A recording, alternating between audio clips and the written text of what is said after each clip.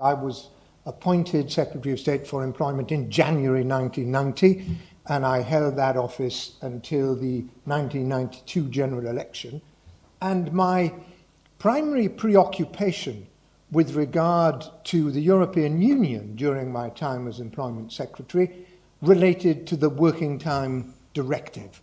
Quite interesting that 20-odd years later, quarter of a century later, those of you who are listening to the Today programme this morning will have heard a spokesperson for the Remain campaign identify the Working Time Directive as still today the single most burdensome piece of red tape which affected British business. That was a spokesperson for the Remain campaign. But this is not the time or place to go into the merits of the Working Time Directive. Suffice it to say that the government of the United Kingdom was opposed to it, and I had a strategy for dealing with it. And my strategy was this. I wanted, if anything, if at all possible, to persuade my colleagues, my fellow ministers, that it was a thoroughly bad idea. But failing that, I wanted to delay it, and I wanted to delay it until the Maastricht Treaty was signed, because it was already on the horizon, because I was confident that we could get an opt-out from the social chapter of the Maastricht Treaty, and so I thought in that way we would be safe from the Working Time Directive, because the other member states who were clearly keen on it could then implement it through the social chapter of the Maastricht Treaty, of which we were not part. And during my attempts to persuade my colleagues, I had some extremely interesting conversations. Two have stayed in my memory. The first was with my opposite number. I'm almost certain, I didn't keep a diary, so I can't be 100% certain. It was either my counterpart in the Netherlands or in Belgium, and I'm almost certain it was my counterpart in the Netherlands. And I went to see him and I said, look, this is a terribly bad idea, this Working Time Directive, because it's going to make us all a lot less competitive. And he said, but if we all do it, how can that matter? That's what he said. If we all do it, how can that matter? And I said to him, and hasn't it occurred to you that there is a world outside the European Union with whom we have to compete, that they don't have things like the Working Time Directive, and our competitive position vis-à-vis them will be substantially undermined if we implement this proposal. He was having none of it. And the other conversation that sticks in my mind was one I had with my Portuguese opposite number. And my Portuguese opposite number was a very avuncular chap, very nice chap. I travelled around trying to persuade them of the merits of my view on this issue. So I went to Lisbon, and we had a very congenial meal over dinner in a Lisbon restaurant. And then he put his arm around me in the most avuncular fashion, and he said, I'm afraid, my dear chap, I'm afraid that we are going to vote for the Working Time Directive. But of course, he said, implementation, that's an entirely different matter. That's what he said. Anyway, I actually succeeded in both my objectives. I succeeded in delaying the Working Time Directive, the agreement on the Working Time Directive, until after the Maastricht Treaty had been agreed. And as Mark has just mentioned, although I actually never threatened to resign, we did obtain an opt-out from the social chapter of the Maastricht Treaty. So I won both my battles, but I lost the war. How come? Well, my expectation that the European Union would do the natural, obvious, and juridically correct thing and implement the Working Time Directive through the social chapter of the Maastricht Treaty proved to be hopelessly naive. Instead, in order to make sure that against our will we were bound to it and bound by it, they implemented it through the health and safety provisions of the single market, of the Single European Act, when, of course, there was a qualified majority and we were powerless to oppose it. That was not a very happy experience. My second example relates to my time as Secretary of State for the Environment.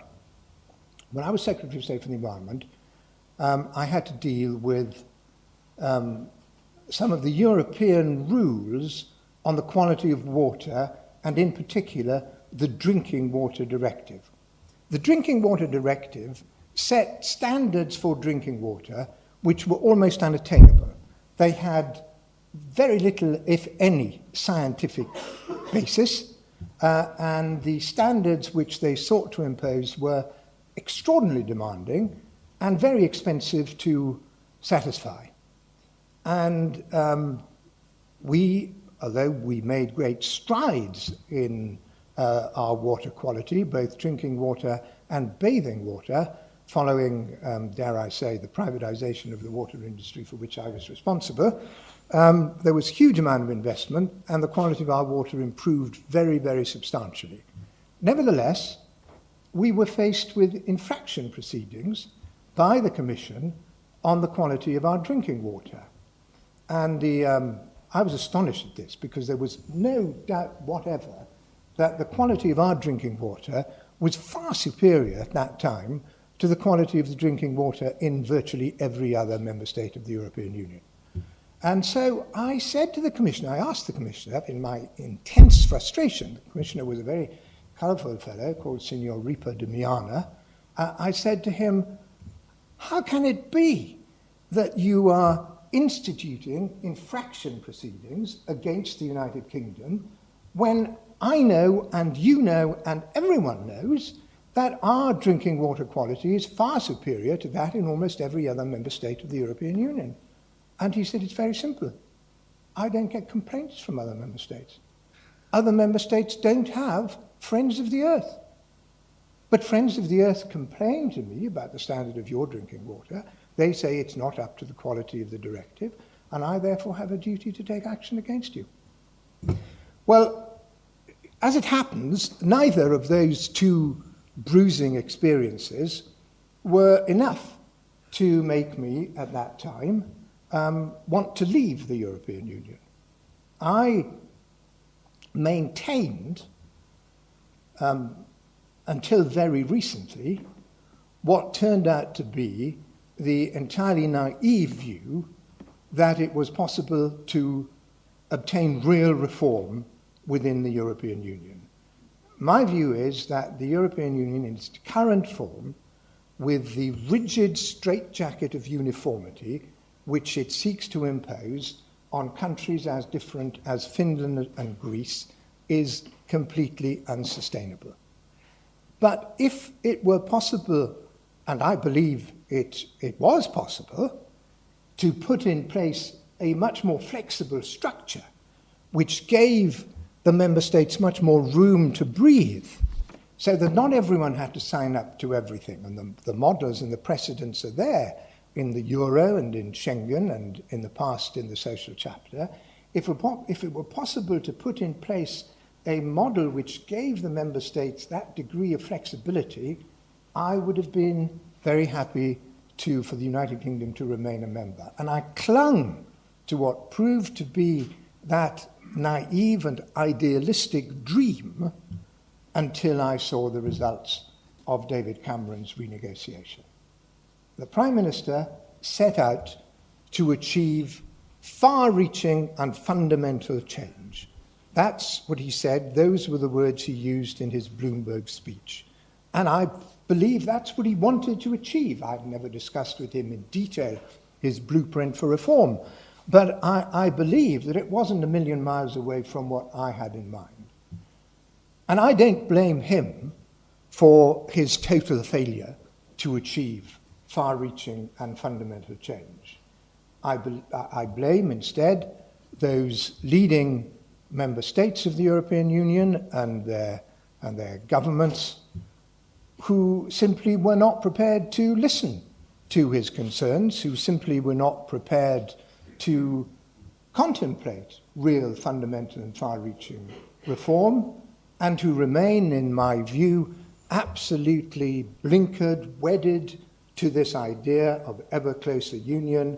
I know it's got great historic resonance on the continent of Europe. I understand the reasons why it has that historic resonance. They're not part of our history, and it's not something I believe that we can ever be comfortable with. So I am a recent convert, a very recent convert to the Leave cause, but I thought you might be interested in my experiences long ago as they were as a government trying to deal with the European Union. I'm happy to answer your questions.